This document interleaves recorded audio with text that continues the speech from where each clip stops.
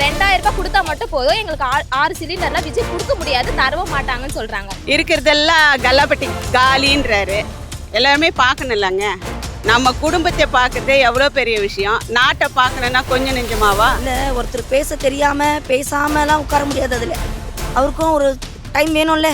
எடுத்தம் கவுத்தன் எதுவும் பண்ண முடியாது இல்லையா? இந்த லஞ்சம் வாங்கக்கூடாது, அப்படி லஞ்சம்லாம் வாங்கினீங்கன்னா நான் வந்து அதுக்கான ஆக்ஷன்லாம் நான் எடுப்பேன் அப்படின்னு சொல்லியிருக்காங்க. அப்போ இத்தனை நாளா அந்த 2000 ரூபாய்க்காகவும் 1000 ரூபாய்க்காகவும் மட்டும்தான் நீங்க ஓட்டு போட்டு வாழ்ந்துட்டு இருக்கீங்களா? ரொம்ப அமைதியாக இருந்து எப்படி பதவி ஏறிட்டார் பார்த்தீங்களா? எவ்வளோ தடை வந்தது பார்த்தீங்களா? அவ்வளோ ஜெயிச்சியும் அந்த 5 பேர் வர்றதுக்கு 5 பேர் வர்றதுக்கு எவ்வளோ பொறுமையாக கையாண்டார் பார்த்தீங்களா? தருவார், வந்தோடனே யாருமே கொடுக்க போதில்லை. இப்போ ஸ்டாலின் வந்தோன்னா இதுவை ஒழிச்சாரா? இல்லை, எங்களுக்கு ஏமாற்றோம். அவர் தான் எங்களுக்கு டைம் கொடுத்துருக்காரு. அங்கே என்னென்ன இருக்குன்னு எங்ககிட்ட தான் எல்லாமே சொல்கிறாரு. இப்போ நாங்கள் ஒரு ஆட்டோவில் போனோம். அங்கே இருக்கவங்க என்ன சொல்கிறாங்கன்னா, 2000 ரூபாய் கொடுத்தா மட்டும் போதும், எங்களுக்கு 6 சிலிண்டர்லாம் விஜய் கொடுக்க முடியாது, தரவும் மாட்டாங்கன்னு சொல்கிறாங்க. 6 சிலிண்டர் வேணாம், உங்களுக்கு 2000 ரூபாய் ஓவா மட்டும் வேணும்னு சொல்கிறீங்களே. அப்போ இத்தனை நாளாக அந்த 2000 ரூபாய்க்காகவும் 1000 ரூபாய்க்காகவும் மட்டும்தான் நீங்கள் ஓட்டு போட்டு வாழ்ந்துட்டு இருக்கீங்களா? இப்போ விஜய் கட்சியில் யாராச்சும் 1 ரூபாய் கொடுத்தாங்களா? கொடுக்காம தான் நான்லாம் ஓட்டு போட்டிருக்கேன். புரியுதுங்களா? எதுக்காகவும் யாருக்காகவும் ஓட்டை வந்து விலை போடவே கூடாது. நம்மளோட உரிமையை நம்ம அங்கே தான் விட்டு கொடுக்குறோம். நம்மளோட தமிழ்நாட்டில் நம்ம இருந்துட்டு நம்ம ஒருத்தங்க கிட்ட வந்து காசு கொடுத்து நம்ம ஓட்டு போடக்கூடாது. நம்மளோட உரிமையா அது. ஓகேங்களா? அந்த 2000 ரூபாய் தான் வேணும்ன்றாங்க, சிலிண்டர்லாம் வேணாம் அப்படின்றாங்க. ஏன் அந்த மாதிரி விஜயால தர முடியாதுன்ற ஒரு பேச்சு வருது? விஜயால தர முடியாது, தர முடியாதுன்னு இல்லை. இப்போ அவர் ஆட்சிக்கு வந்துட்டு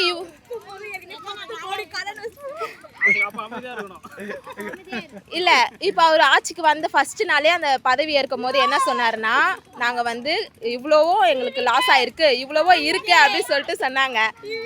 அப்போ அவரால் எப்படி கொடுக்க முடியும்?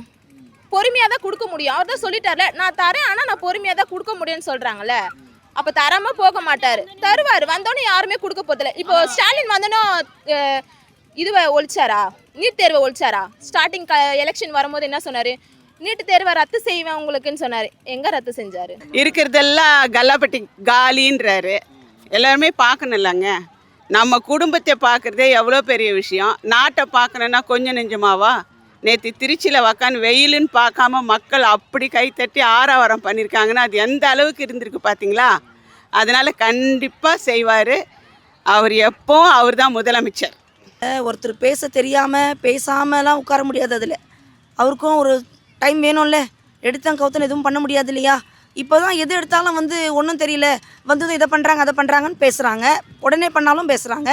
கொஞ்சம் நிதானித்து பொறுமையாக எல்லாம் பண்ணாதான் செய்ய முடியும், செயல்பாடுக்கு கொண்டு வர முடியும். டைம் கொடுக்கணும். குறையிறதுக்காக, இந்த குற்றங்கள் குறையிறதுக்காக எல்லாரும் எல்லா தெய்வத்தையும் அவங்கவுங்க கண்டிப்பாக வணங்கின்னு தான் இருக்கிறாங்க. நாங்களும் ப்ரேயர் பண்ணிட்டு தான் இருக்கோம்.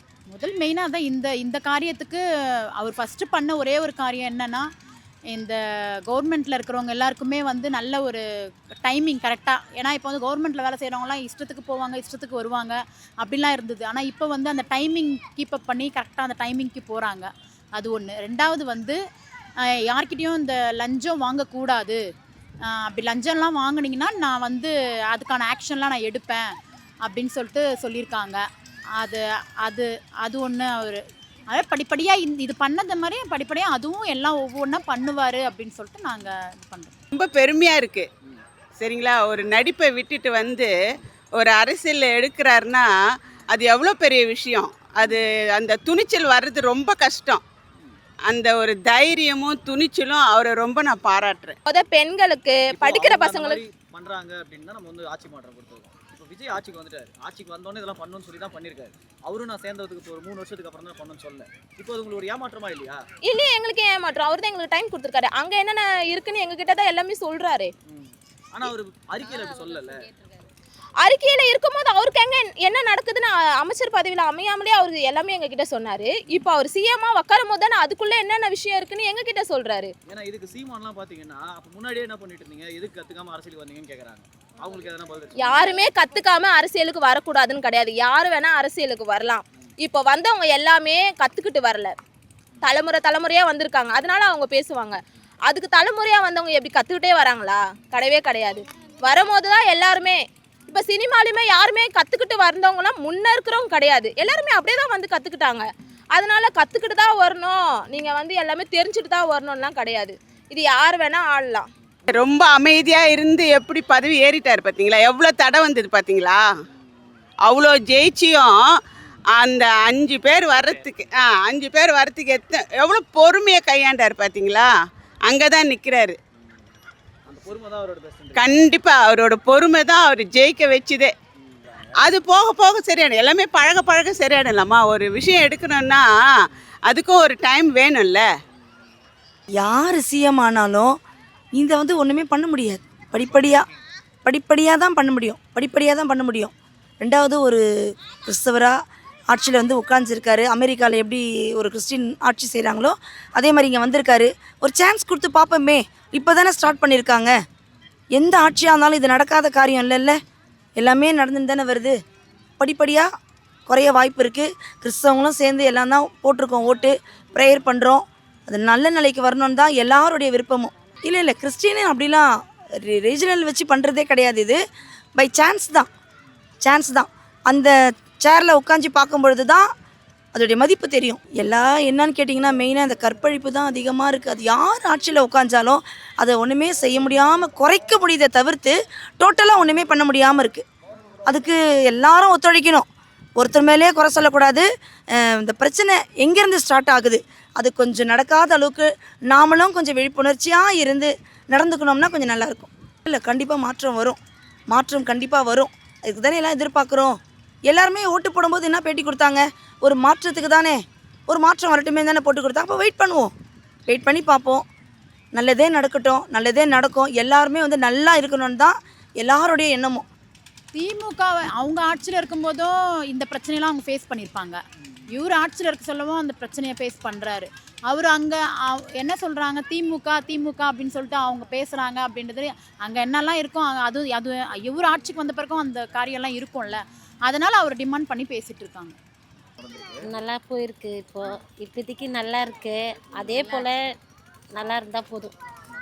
இப்போ எல்லா பக்கமும் விஜய் திட்டுறாங்களே பயங்கரமா, பாத்தீங்களா? அவங்க திட்டுறாங்கன்னா அவங்க கோவத்தில் திட்டுறாங்க. 1000 பேசுவாங்க. ஆனால் அவர் நடக்கிறது நடத்தி தருவார். அவர் நினைச்சது என்ன சாதிக்கிறாரோ அதை சாதிப்பார். எல்லாமே ஆனா இப்பவும் மேடை ஏறி திமுக தான் விமர்சனம் பண்றாரு. மக்களுக்கு ஒரு பிரச்சனை இருக்கு, அதை பத்தி பேச மாட்டாரு. மக்களுக்கு தான் பேசின்னு இருக்கிறாரு. அவங்க பேச தொட்டதுனால அவர் அது மாதிரி பேசுகிறாரு, வேறு எதுவுமே கிடையாது. ஆனால் அவருக்கு என்ன கோரிக்கைன்னா மக்கள் நல்லா இருக்கணும், அவ்வளோதான் அவருக்கு தேவை. அவங்களோட கஷ்டத்தெல்லாம் நான் எதிர்பார்க்கல, அவங்க நல்லா இருக்கணும் தான் நான் எதிர்பார்க்குறேன் அப்படின்றாரு. வேறு எந்த ஒரு கொள்கையும் இல்லை அவருக்கு. ஒரு 20 நாள் ஆயிருக்கு அவர் சிஎம் ஆகி. 20 நாள் ஆயிருக்கு. அதுக்கேற்ற மாரி அந்தந்த ஊரில் பஸ் இல்லாதவங்களுக்கு, ஊருங்களில் பஸ் இல்லாதவங்களுக்கு பஸ்ஸு பண்ணுறாரு. எல்லாமே உதவி செய்யாதே இல்லை. என்னென்ன பண்ணணும்னு நினைக்கிறீங்க அடுத்து விஜய்? அவர் என்னென்ன சொல்லியிருக்கிறாரோ அது எல்லாமே நடத்தி தந்தாருன்னா இப்போ விஜய் ஃபேன்ஸ் வந்து பாத்தீங்கன்னா இப்போ வரைக்கும் அவர் பண்ற தப்பு எதுவுமே சொல்ல மாட்டாங்க. என்ன பண்ணாலும் விஜய் சூப்பர் அப்படின்னு. அவர் தப்பு செஞ்சா தானே தப்புன்னு சொல்ல முடியும். அவர் எல்லாமே நல்லது தானே செய்கிறாரு, அப்புறம் எப்படி நம்ம தப்புன்னு சொல்ல முடியும்? கொடுக்குறாங்க எப்படி தப்பு?